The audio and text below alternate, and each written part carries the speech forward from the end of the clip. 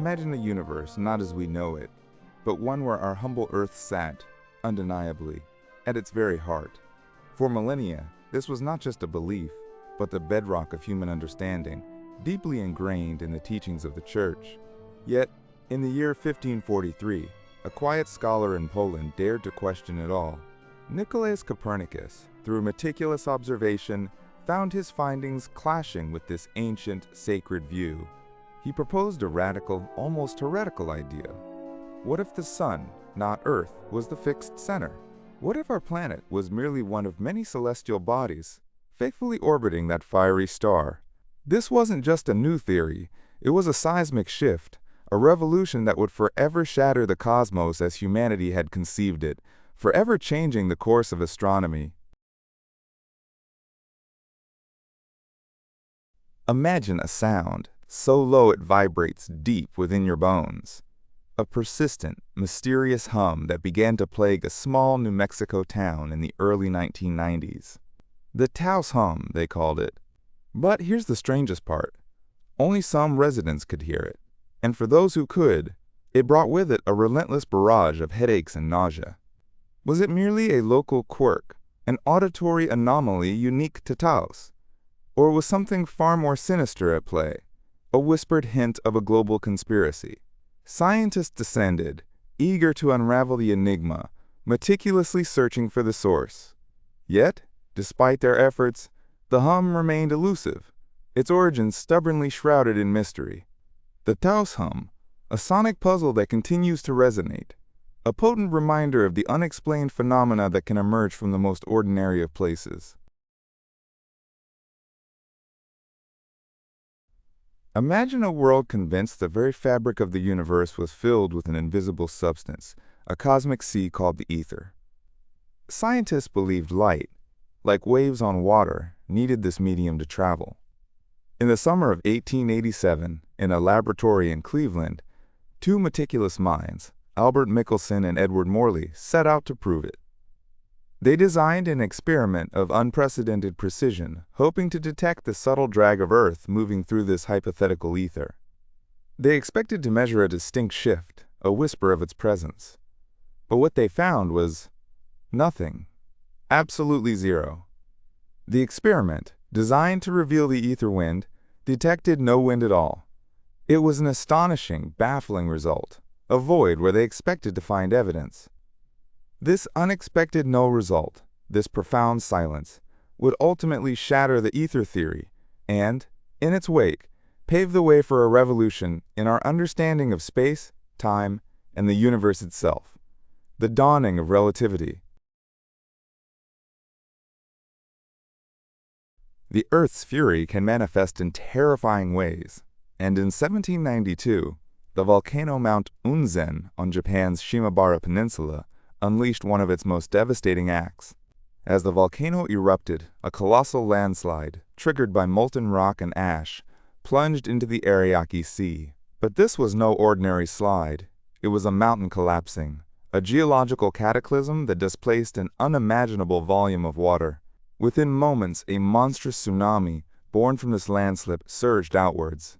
Entire islands were swept clean, villages vanished without a trace, and the waves reached heights that defied belief, claiming tens of thousands of lives in a single horrific event. This catastrophic tsunami served as a stark, unforgettable reminder of the immense power of volcanic forces and the vulnerability of coastal communities to nature's most violent expressions.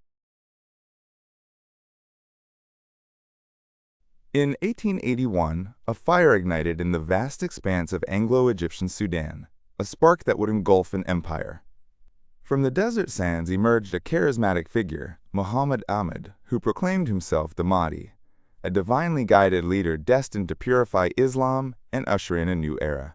His electrifying call for a holy war resonated deeply with a people weary of foreign rule. Sudanese tribes, united by faith and a burning desire for independence, rallied to his banner in a massive, unprecedented uprising. Their ferocity would shock the world, culminating in the legendary siege of Khartoum, where a defiant Mahdist state was established, a powerful new empire that dared to defy the might of colonial powers and rewrite the future of North Africa. Imagine the year is 1908.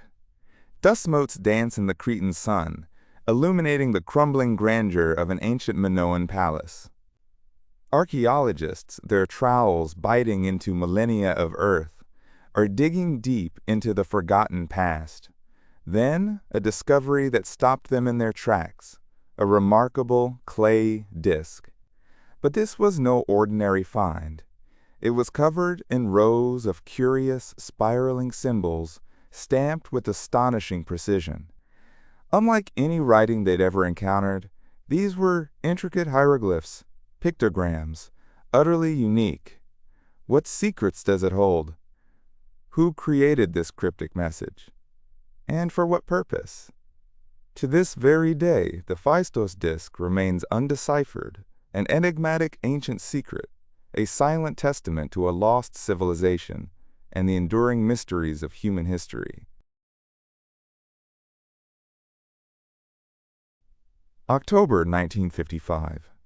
The vast, sapphire expanse of the South Pacific held a secret, a chilling mystery that would capture imaginations for decades to come.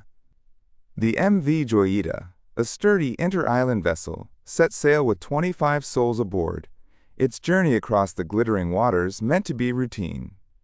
But as days turned into weeks and the ship failed to arrive, a gnawing dread began to spread. A massive search was launched, scouring the endless ocean, but for 5 agonizing weeks there was no sign. Then, a ghost ship emerged from the mist. The Joyita was found, adrift and silent. Severely damaged, its decks awash, it was utterly deserted.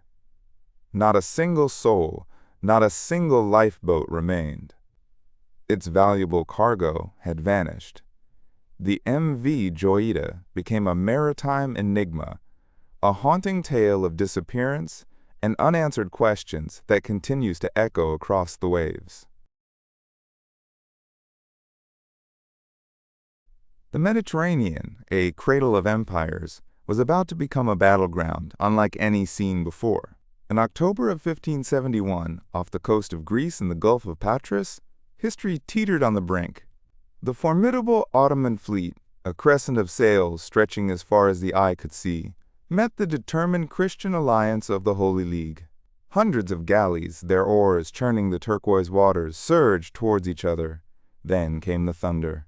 Cannon smoke billowed, obscuring the sun as splintered wood and desperate shouts filled the air. Fierce boarding actions ensued, the decks becoming a blood-soaked testament to a fight for survival. It was a brutal, visceral clash, but when the dust settled, the unthinkable had happened. The seemingly invincible Ottoman power was shattered, a decisive Christian victory that allowed Europe for a moment to breathe again.